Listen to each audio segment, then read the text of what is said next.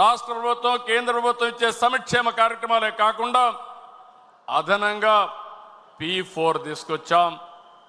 ఇది పేదల పట్ల ఒక వరంగా తయారవుతుంది. ప్రజల్ని ఒక క్యాపిటల్గా పెట్టుకుని ప్రైవేట్ పబ్లిక్ పీపుల్ పార్ట్నర్షిప్తో జీరో పావర్టీ చేయాలని, ఆ తర్వాత శాశ్వతంగా పేదరికాన్ని నిర్మూలించాలని మనం ముందుకు పోతున్నాం. ఇది కాకుండా ఇంకొక పక్కన చూస్తే స్త్రీ శక్తి, ఇది గేమ్ చేంజర్. ఆస్తిలో సమాన హక్కు ఇచ్చింది ఎన్టీఆర్, ఆ తర్వాత డాక్రా మహిళల్ని పెట్టింది నేను.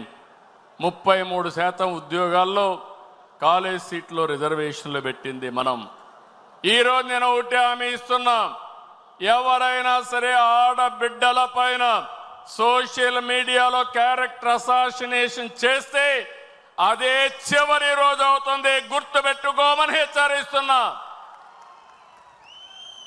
ఇలాంటి కఠినమైన నిర్ణయాలు తీసుకుంటాం, ఆడబిడ్డలకు న్యాయం చేస్తాం. ఈ సంవత్సరం 1,00,000 మంది డాక్రా సంఘాలని పారిశ్రామికవేత్తలు చేయాలనే కార్యక్రమం పెట్టుకున్నాం. 22 మందికి ఎమ్మెల్యే సీట్లు ఇస్తే 20 మంది గెలిచారు. ఈ రేషియోలో చూస్తే ఎంతమంది ఎమ్మెల్యేలుగా మహిళలకు ఇస్తే, ఎంపీలుగా ఇస్తే తప్పకుండా ఎక్కువ గెలిచే అవకాశాలు ఉన్నాయి.